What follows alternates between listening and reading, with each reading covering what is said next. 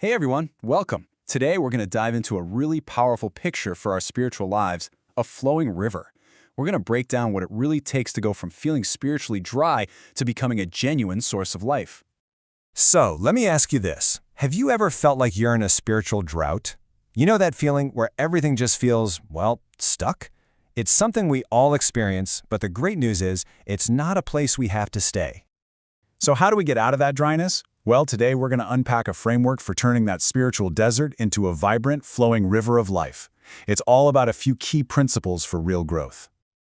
All right, first things first, the source. Just think about it for a second. Every single powerful river has a strong, consistent origin point. And guess what? The exact same thing is true for our spiritual lives. And here is the core idea. And it's so simple, but so profound. The life, the vitality of your spiritual river is 100% tied to its source. If the source is weak or polluted, you're only ever going to get a trickle. So where is the source? What is it? Well, according to the material we're looking at, the absolute bedrock is a consistent focus on Christ and on Scripture. This is what gives you strength when you feel weak, and that crystal clear clarity when you feel totally lost. So how do we actually do this? It really boils down to three core practices. First, you anchor yourself in the Word every single day. Then, from that strong anchor, you can start to actively filter your own thoughts, pushing out the negativity. And finally, you bring your faith to life by actually speaking God's promises out loud. And this right here shows the stark choice we face every day. It's a real battle, isn't it? We can let those negative thoughts drag us down into this heavy place, or we can choose to actively replace them with prayer and with truth. And the result is the complete opposite, strength and clarity. Now, the crucial point here is that this has to be an active thing, not passive.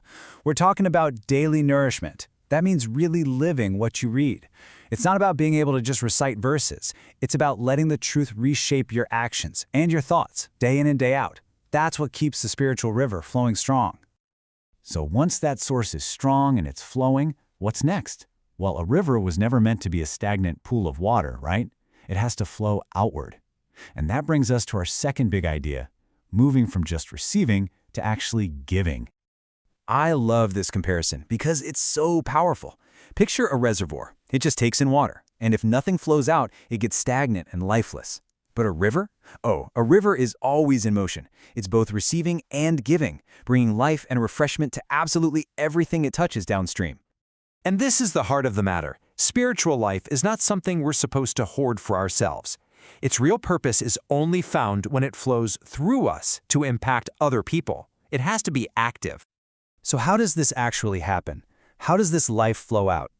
You know, it's in the simple, everyday stuff. It's in the encouraging words we choose to say, the small acts of kindness, the positive attitude we decide to carry. It's the combined impact all of that has on the people in our world. And a huge part of letting that river flow is knowing how to nourish others. We have to adapt what we're giving. For people who are brand new to faith, we offer milk, the simple foundational truths. But for those who are a bit more mature, we can start sharing solid food, the deeper, more complex ideas that help them keep growing. This quote just sums it up perfectly. The goal here is intentional nurturing. It's about meeting people exactly where they are and providing the right kind of spiritual food to help them grow steadily on their own journey. All right, let's talk about the final piece, the riverbanks. Because think about it, a powerful river that doesn't have banks isn't a river, it's a destructive flood. The banks are what give the river its direction, its focus, and its power. This shows us that structure isn't about restriction, it's all about direction. In our spiritual lives, these banks are the community and the accountability that channel our energy so we can have the greatest possible impact. The source material we're using calls this spiritual covering. And really, all it means is being planted in a community, like a church, where you can find guidance, find protection, and importantly, find healthy accountability.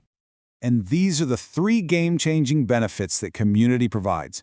You get protection from drifting off course, you get guidance from people with wisdom, and you get accountability to help you stay true.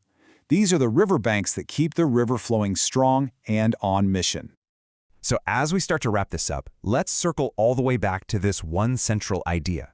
Your spiritual life is designed to be a dynamic, moving river, not a stagnant, self-contained reservoir. It's designed to both receive life and to give it away. So here's the entire journey in 3 simple steps. Step 1, you cultivate your source. Step 2, you let that life flow outward. And step 3, you find strength and direction by staying within the banks of a good community.